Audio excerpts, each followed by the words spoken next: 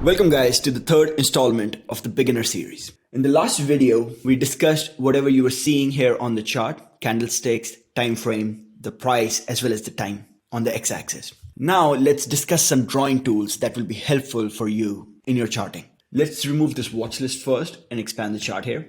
So in the last video, I had already drawn out this horizontal line and I had showed how this was a support and a resistance while explaining the meaning of those terms. To draw a horizontal line, go here. Then you pick up the line and you will draw that to mark out important levels where price sees some form of sensitivity. So you can see this level I just marked out, 155 level. In the future videos, you will learn it's called a zone. And the reason is that price is constantly reacting to this level. So you can see price came to this level, got rejected. So this acted as a resistance. When I say got rejected, it means price went down after touching a level. Acted as a resistance again on the 15th of Feb. Acted as a resistance again on 6th of March. Acted as a resistance back in the day in October, right? Acted as a support all the way in April and acted as support all the way in Jan. You can see that's a price level where price always sees some form of reaction. And those are the levels you want to mark out with horizontal lines. The next one we'll see is trend lines. Trend lines are usually used to, as the name suggests, mark out a trend, which means a sequence of higher highs and higher lows. It's very commonly used in trading and technical analysis. I don't use it personally as much, but just wanted to share it with you guys in case you prefer them. So the way you draw it is you will connect these higher lows here. So something like this, and voila. You can see this trend right here is being marked by this line. It's being defined by it. Once it breaks, it retests and bam, it goes lower. We can also draw a downtrend line. So this was an uptrend line because the trend is going up. Downtrend line would connect the highs, something like that. Once these two highs were made, we could draw this trend line and then price came back and got rejected from this trend line a couple of times. Only when we finally broke this trend line did we have a move up. So this is how a trend line is used and a lot of technical analysis people use it. Again, I personally don't use it as much, but I know it can be useful, which is why I'm sharing it with you here. Next drawing tool, which I use quite a bit, is boxes. So my entire system is based on them. So boxes are usually drawn between the horizontal lines in order to define an area of contraction.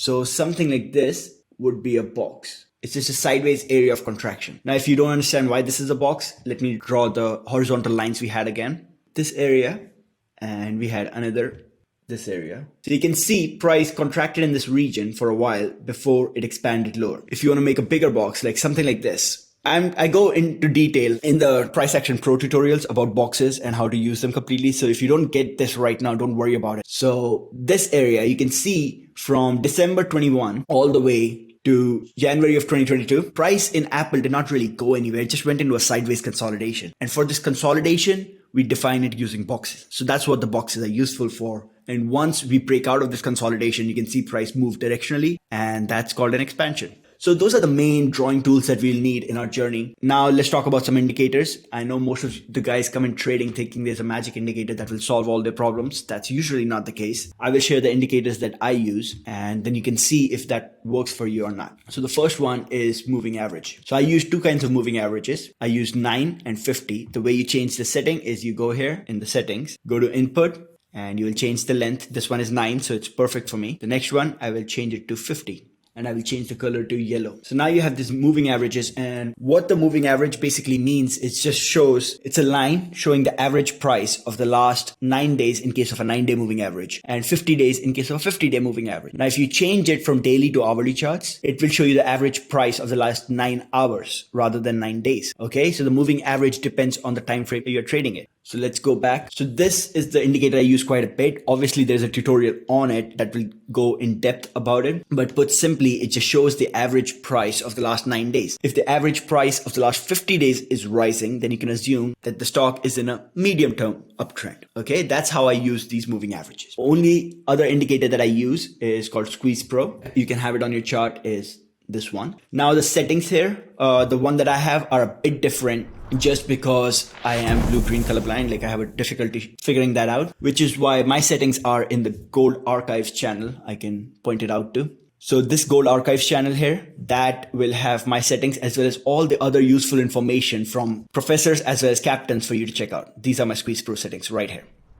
Let's go back. So change your settings there accordingly. But what these different dots on the bottom tell you is how tight the contraction in the stock is. And based on how tight it is, how big the expansion will be. Again, if you don't completely understand it, that's fine. In the Price Action Pro, I have a fully dedicated tutorial on Squeeze Pro. So you will be fine. Just, you see, I'm trying to desensitize you to the terms rather than throwing it all at you later in the course. All right, for now, that's it for the beginner series, guys. See you in the trading basics.